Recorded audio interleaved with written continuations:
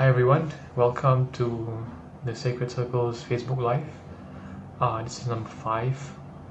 We are discussing today's topic on realizing your true potential.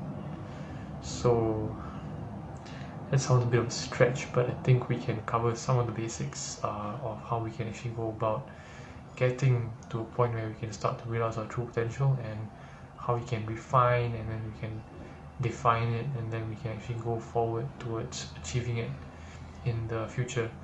For now, I think the idea is the building blocks, the steps. I got about 7 steps, but I think I'll cover about 5 of them. So just run you through these 7 steps. So first one is being aware of your mind. Very important concept, because the mind is very playful. You want to tame it, you want to control it, manage it, but I think the real key is actually to find its true purpose. So second is actually allowing focus, how we can sharpen ourselves to get to where we want to be, giving ourselves to our true purpose. So a lot of times we think that we own our purpose, and sometimes actually our purpose owns us. That's one of the shocking things I've discovered. But that's not to say it's not ours, but it's we give ourselves to that cause. The fourth being giving a hand to those in need. That's building blocks again. Having a plan, definite way to our success. 6 is having a purpose. I mean, we talked about potential purpose, but it's the same thing. So having it and owning it is something you actually want to discover, and having fun. That's one of the things that's actually very important with it. So I'll cover about 4 or 5 of these topics in today's discussion, but nevertheless, we will carry on. Let's go on to the first point, which is being aware of your mind. Very interesting topic, because the mind is very, very playful. So our minds are living friends, as we say. They're very hard to tame. We find our minds, usually playing because we are not concerned about its purpose. We don't, we all have a purpose. This purpose requires us to hit our minds with clarity before we can see its true purpose. So we can actually, it can be destiny, but we need to appreciate that. So once we come to terms with our minds, then it leaves us easier to see how it works. A large portion of us actually have unmanageable minds, because we never explore its true potential. I'm guilty of that sometimes, and so having a true purpose actually helps us to learn. So having a strong purpose helps us to learn our true purpose. So once we get there, we actually have a bit more clarity in terms of the terms we set for it. We set terms for our minds. Okay, do this, do that. But I think once we have that strong purpose, that strong mind, actually gives us more clarity in those steps, in those terms, and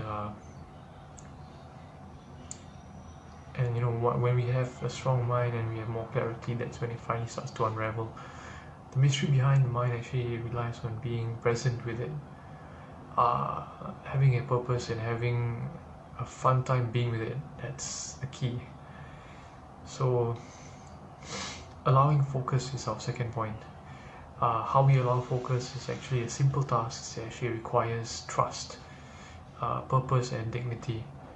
So with these 3 points, we actually then become more aware of it, and then we start to see how they are. The third point, giving ourselves time to own our purpose. Hone our purpose, sorry.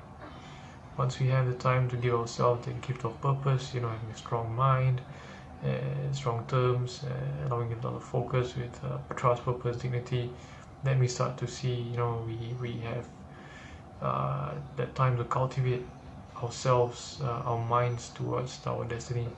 then we start to give ourselves to our destiny. We have to be delicate, calm, and purposeful, and more. Once we have that, then we can start to achieve it. Then we can shoot for the stars, and once we know we can achieve it, then we shoot for it. Once we allow, good things happen when we allow. So we see destiny as a calling, a nameless face, a broken person, a calling to work, a great mystery. That's a purpose. You want to solve that mystery. You want to work for something. You want to fix something. You want to name something, discover something. That's all part of having a purpose. But let's work towards that, right? So we actually want a mind with a purpose. We want, we want it now. We want to, we want to have that non-job, that free time, and that nomad life. And I think we all have to give it time. It will come. So let's see how we can actually give ourselves this. First thing to prepare our minds is to be present. Our minds play. That's how it was tuned to be. That's so we actually need to accept that. And number two is we have to give it a rest. So when we when we burn our minds, when we actually burn out, when we work endless hours, countless hours of meetings, talking to people, family and friends, and with our computer work, hours and hours of computer Excel sheets and all that. So we actually want to give it time to rest, and once you actually give it time to rest, it starts to regenerate, it starts to grow, it starts to recover, and we give it a purpose. Again, purpose. So this is the tricky part. So having a purpose requires cultivation, definitely. We control our thoughts too much, and when we allow, then we start to flow. So we don't control ourselves towards that purpose. We actually give it time to show itself to us. Let's see how cultivation works. So I actually did a small illustration here. I don't know if you guys can see, but I'm just going to show it to you. It's a little bit of tiny illustrations. Right. Very hard to see. Okay, here. So you can see that right now here, okay, this portion here, these circles, right, that's our mind. Our mind actually holds on to these, little strings and segments of things that we actually want to, achieve and all that. So we hold on to so much of stuff.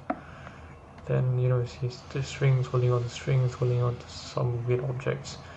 And then when we start to let go of some of the strings, we find we have less strings and we have less mind. It's not to say less mind, but less segmented mind, right? We want to actually have less of these circles.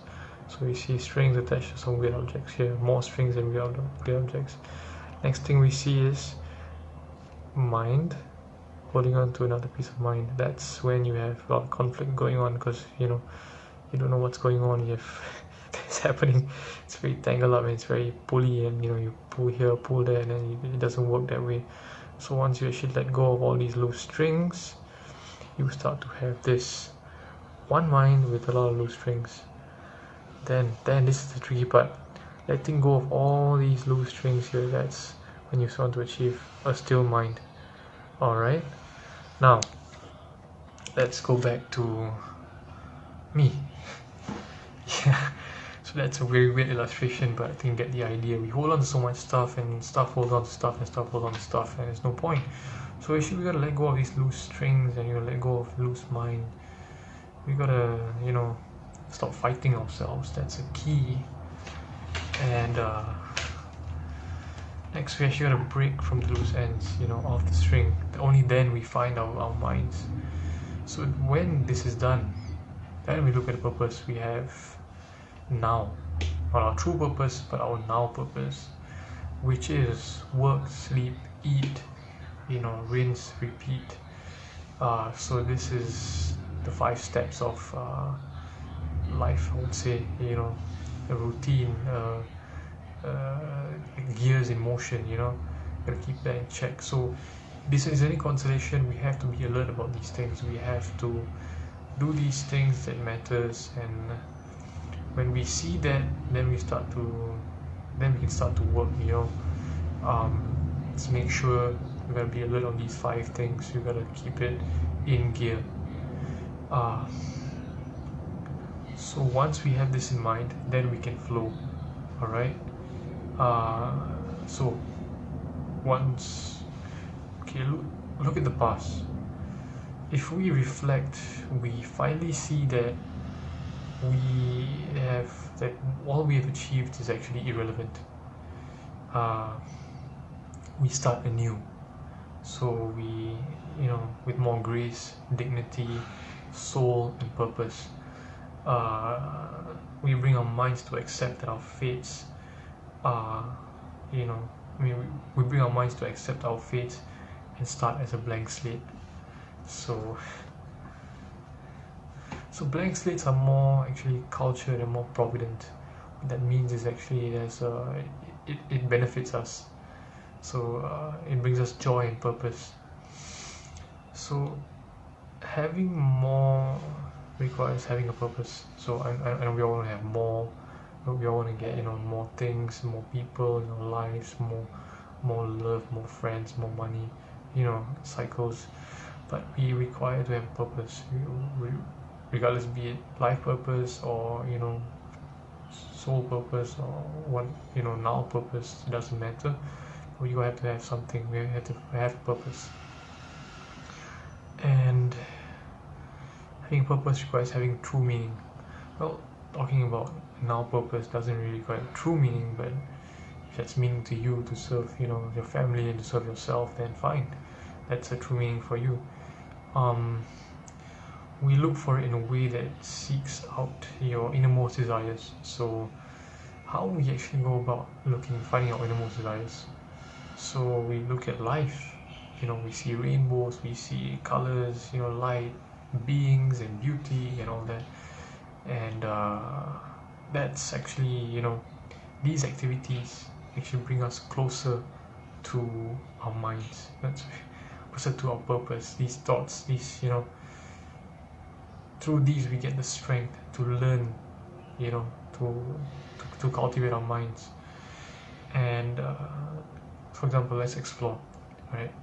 Look outside, for example, outside where we have flowers, we have birds, we have people walking down the street, people who don't know who they are.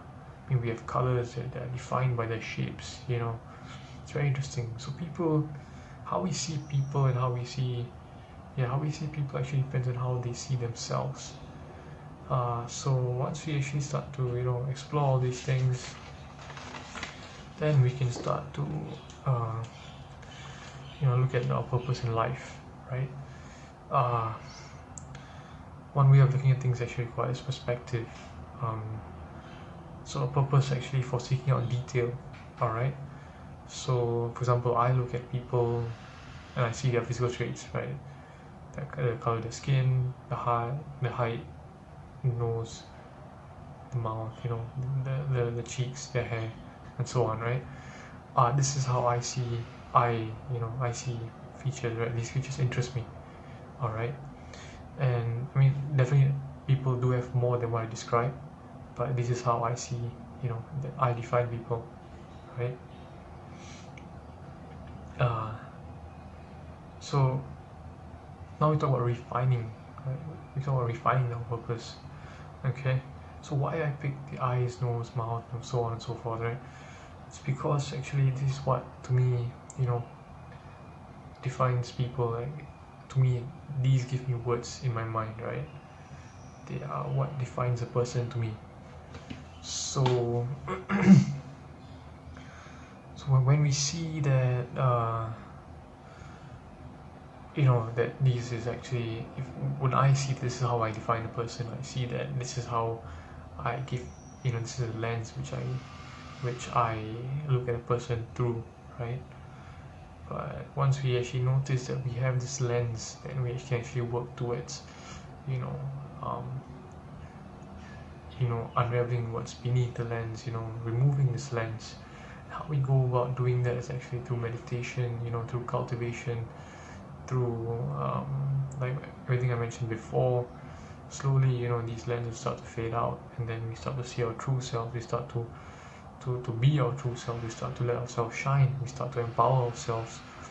We start to give ourselves a true purpose beyond this lens, beyond this physical definitions. Once we achieve that, then we are actually free to define ourselves by our true purpose. You see, so it's actually steps. We take steps to go about finding our true selves, then we go about defining our true purpose and actually living it. So when we actually look at our innermost sight, then we see that true person beyond this, beyond us, beyond our physical features, and our personalities, our minds, and all that. Then we actually have, the least of what we want to see in ourselves. Then we can go about going towards our purpose. You see, so I think I've covered about a few points, not so much, but I'd say about 4 or 5 points: defining, refining, and so yeah, that's where I'm gonna end this. Actually, this short session. It's just touching on what needs to be achieved before we can find our true potential. Definitely we have to know that we are more than who we are physically or mentally or emotionally, or our minds or personalities. We are more than that. But if we can define ourselves as what we are now, then that's what makes us happy and fine. If you want to look towards more, definitely have all these goals, have all these ambitions, have life in check, your life, your 5, work, eat, sleep, rinse, repeat, all that, have all that in gear, have the ability to trust, to allow, to reflect, to flow, and definitely having that clarity. How we get the clarity is through, again, doing a lot of our work, a lot of life stuff, a lot of reflection, meditation, self-improvement, so on and so forth, right? What else? Yep, and letting go, definitely a big part, as I showed with that illustration. Letting go is a big part of getting our minds to a still point, which we then can start to go towards appreciating beauty. Then we can start to appreciate, cultivate towards our purpose, moving the lens, and then going beyond the lens, and then we can start to see our true selves. So thank you for the session. I really appreciate your time and your consideration for my lectures. This is our 5th Facebook Live. Thank you for tuning in. I appreciate every one of you who have actually taken time to watch this. Thank you again. If you have any requests for any videos that you want to see me talk about, please let me know. That's all for today. Thank you and peace.